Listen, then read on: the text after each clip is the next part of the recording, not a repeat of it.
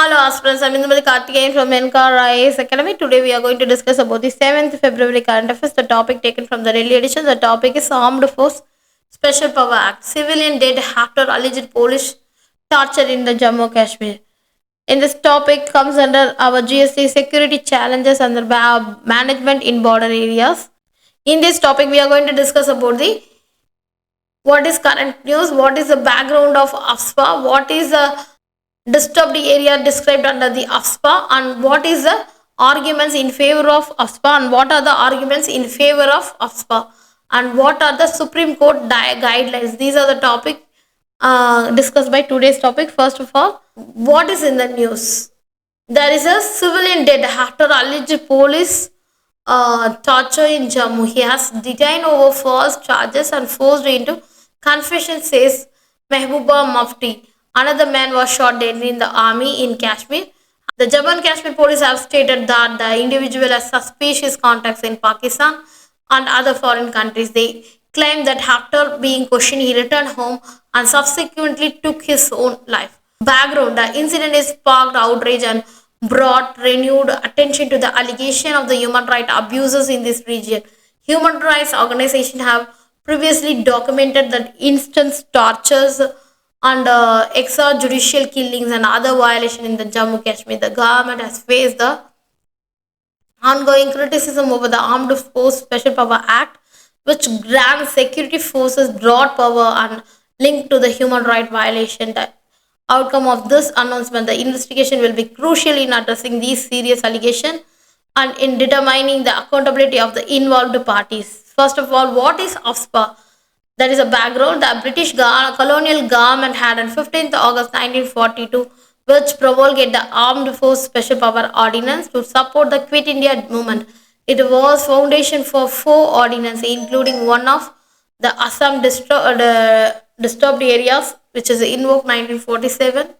That is partition induced internal security challenges. Then Armed Force Assam and Nagpur Special Power Act in 1958 followed the Assam Disturbed Area Act 1955, a deal with the uprising of the Naha Hills and adjoining areas. The act was replaced by the AFSPA, a wider application. A similar act specified the Jammu and Kashmir was enacted in 1990. There is about the Armed Power Special Power Bill was passed in both the House, the Parliament, and it approved the President on September 11, 1958. It became known as the Armed Force Special Power Act 1958. The act comes into force contacts the increasing violence of the northeastern states decades ago, which the state governments found difficult to control. The AFSPA gives the unbridled power to the armed forces. The Central Armed Police Force deployed in the disturbed areas and specified under this act to kill anyone acting in contravention of law, arrest or such any premises without a warrant, ensure the protection from the prosecution and legal suits without a central government sanction. The state and union government can issue notification regarding the AFSPA for the state of Arunachal Pradesh, Nagaland, and MHA that periodic disturbed areas. A disturbed area is one of the declared as a notification under Section 3 of the AFSPA. It can be invoked in places which the use of the armed force to aid of civil power is necessary. The Act amended in 1972 and the power to declare the area of disturbed were conferred concurrently upon the central government along with the state. And also the area can be disturbed due to the difference of disputes between the members of different religion, racial, language and regional groups or caste or communities. The central government or the governor of the state, administrator of the union territory can declare a whole part of the state or union territory as disturbed area. Once the declared the disturbed, the region is maintained the disturbed for a period of 3 months straight according to the Disturbed Area Special Power Act. The government of the state can suggest whether the act is required to in the state or not. Currently, the Union Ministry issues a periodic disturbed area notification to extend the AFSPA only for Nagaland, Arunachal Pradesh. So, there is a many arguments in favor of the AFSPA and there is many arguments in not favoring the AFSPA. First of all, we should know the favoring argument. First of all, the addressing ongoing security challenge. The AFSPA is deemed necessary to tackle the persistent security threat in this region when it is enforced. The presence of the armed force insurgent activity poses a continuous danger and also public safety and stability. Without the legal framework provided by ASPA, it might be difficult for the security forces to effectively counter the threats and also need to empowering the security forces. The ASPA provides the security forces with the legal authority to require combat insurgency and terrorism efficiently. It grants the necessary power to conduct operation, make arrest, maintain public order, and areas designated as a disturbed. This empowerment is mainly crucial, enabling security forces to tackle the complex security challenges efficiently.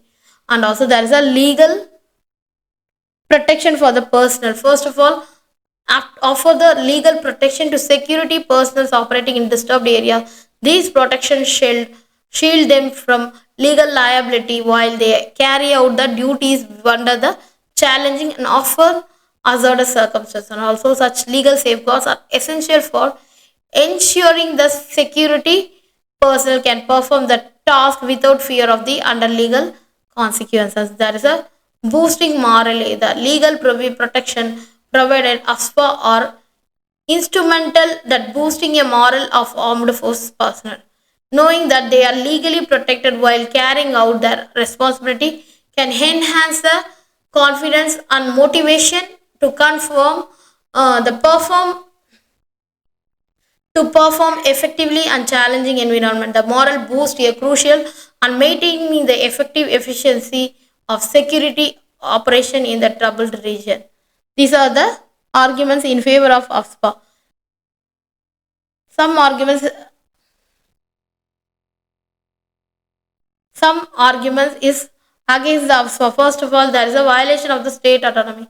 Section 3 of the AFSPA grants the central government the authority to designate the area as a disturbed area without requiring the consent of the respective state. That undermines the autonomy of the state that can lead to use or misuse of the power of the central government. And also there is an excessive use of force. The section 4 of the AFSPA grants a specific power to authorized person, including the use of the firearms against individual, which can potentially result the fatalities. This provision raises concern about the excessive disproportionate use of the force by the security forces. And also there is a violation of the civil liabilities. That is a violation of the civil liberty. Section 4 also grants the officer to power the arrest without a warrant and to seize and search premises without any warrant. This can lead to a violation of individual civil liberty as it trespasses the standard legal procedure and safeguard against the arbitrary detention and searches. And also there is a lack of accountability. There is a section 7 of AFSPA requires obtaining a prior executive approval from the center or state authorities for the prosecution of member or the security forces. The provision creates a lack of accountability and transparency in case of the alleged human right violation by the security forces, as it allows them to operate with impunity. And also there is a evidence of the abuse. There is a Supreme Court appointed age commission in 2013 that found that there is a 7 deaths in the 6 cases is investigation or extrajudicial execution. That additionally it's highlight the widespread of the abuse of AFSPA by the security forces in the Manipur region. What are the Supreme Court guidelines? There is a many guidelines given by the Supreme Court. First of all, question regarding constitutionally the AFSPA arose due to its intersection of the jurisdiction of states over law and order matters. The Supreme Court in its 1998 ruling of Naga People Movements of Human Rights versus Union of India, which is affirmed the constitutionality of AFSPA. So first of all, there is a landmark judgment. The court reached a specific conclusion.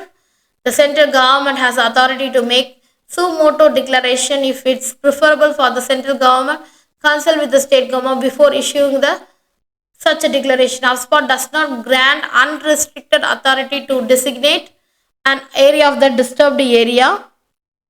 And also there is a decision must have defined a time frame and there should be a regular assessment for its status after 6 months have passed. A review is a declaration is necessary. When implementing the power granted of SPA, the authorized officer should employ the least amount of forces required to successful operation and adhere strictly the guidelines outlined in the army's do's and don'ts. And also there's the Supreme Court determined that the act does not infringe upon the constitution, and also powers granted under the section 4 and 5 neither arbitrary nor unreasonable. And also there is a way forward. The recommendation of the Jeevan Reddy Commission in November 2024, the central government's appoint 5-member committee, that is Jeevan Reddy, to review the provision of the Northeastern status. And also the unlawful activities should be modified to clearly specify the powers of the armed force and paramilitary forces, and grievance cells should be set up in each district where the armed forces are deployed. And for the Santosh Hedge Commission, the ASPA should be reviewed every 6 months to assess the necessity of the implementation, with the aim of making the act more humane and security persons more accountable. Thank you so much.